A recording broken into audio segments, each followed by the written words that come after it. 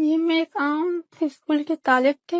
مجھے پڑھنا اچھا لگتا تھا اور میں سوچتی تھی کہ میں ایک دن ٹیچر بنوں گی. میں سوشل میڈیا استعمال کرتی تھی اور ایک دن میں نے سوشل میڈیا پر شاعری بلوچ کی ویڈیوز دیکھی.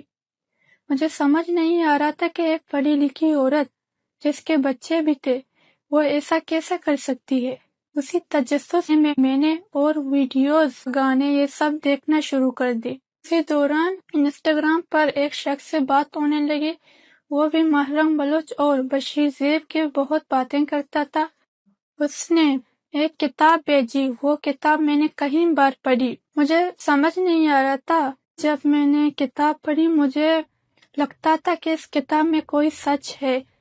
یہ اس نے واٹس ایپ پر ایک گروپ میں ایڈ کر دیا.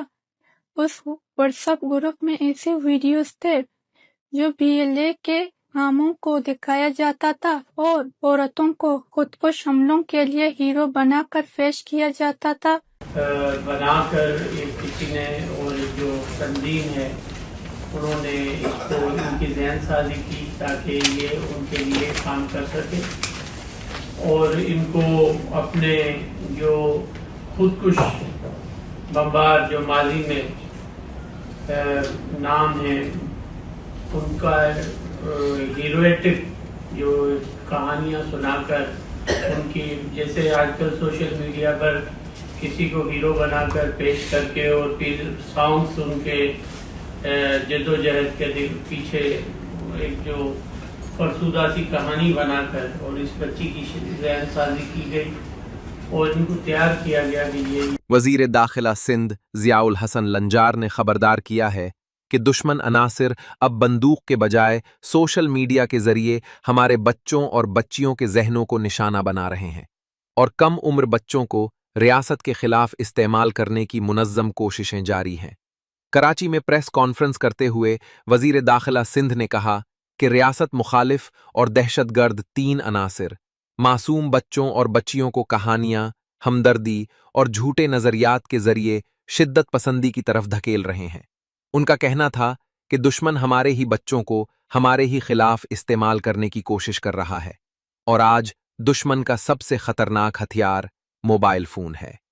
وزیر داخلہ کے مطابق بلوچستان سے تعلق رکھنے والی ایک کم عمر بچی سے سوشل میڈیا کے ذریعے رابطہ کیا گیا، جہاں اسے مسلسل نفرت انگیز اور ریاست مخالف مواد فراہم کیا جاتا رہا.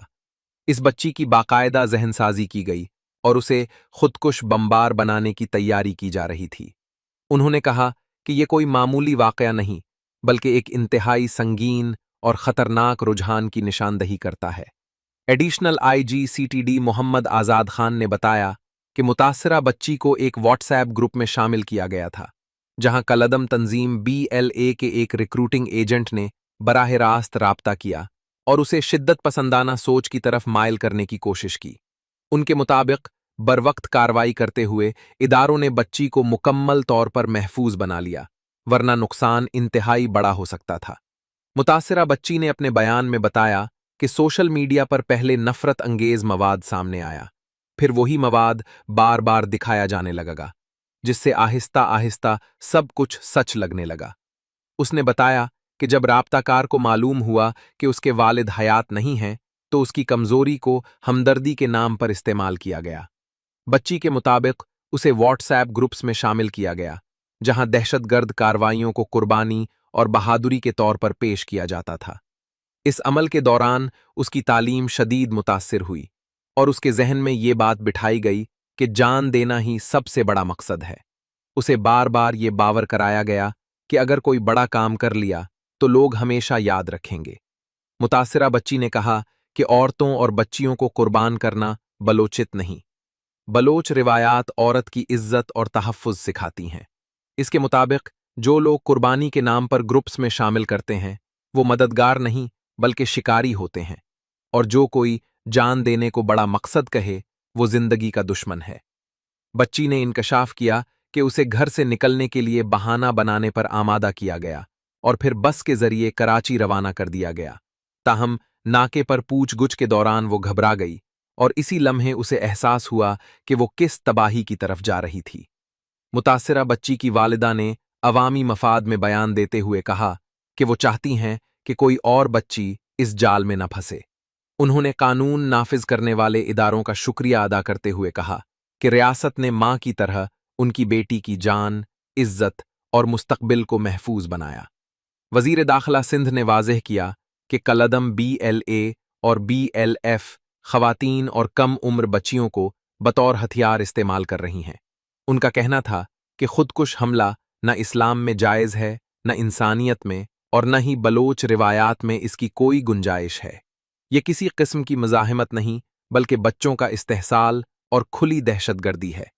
انہوں نے کہا کہ ریاست زیرو ٹالرنس پالیسی کے تحت بچوں کے استحصال، دہشت گردی اور نفرت انگیز بیانیے میں ملوث تمام نیٹ ورکس اور سہولت کاروں کو قانون کے مطابق منطقی انجام تک پہنچائے گی۔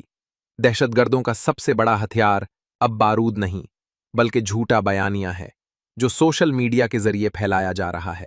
جو بروقت کارروائی کی وجہ سے، ہماری لا انفورسمنٹ ایجنسیز کی بروقت کارروائی کی وجہ سے ہم اس بچی کو بچا گئے ہیں، اور میں آگے بھی یہ بیان دینا چاہتا ہوں کہ اس قسم کے جو بچے ہیں، یقیناً یہ جب ہماری پریس کانفرنس ان تک پہنچے گی، اگر کوئی بچہ خدا نہ خواستہ اس چیز میں کوئی سوشل میڈیا کے تھرو آ رہا ہے تو ہماری لا انفورسمنٹ ایجنسی سے، پولیس سے رابطہ کریں ان کے والدین، تاکہ ہم ان کو بہتر لائف کی طرف لے جائیں جس طرح اس بچی کو لے کر جا رہے ہیں۔ ہم چاہتے ہیں کہ یہ بچی اس ملک کا روشن مستقبل بنے، یہ پڑھے لکھے، جو اس کی خواہش ہے کہ یہ ٹیچر بنے، اس ملک کے بچوں کو پڑھائے۔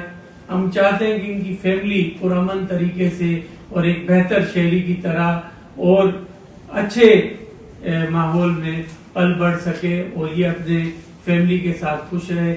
اسٹیٹ کی صرف یہی نیت ہے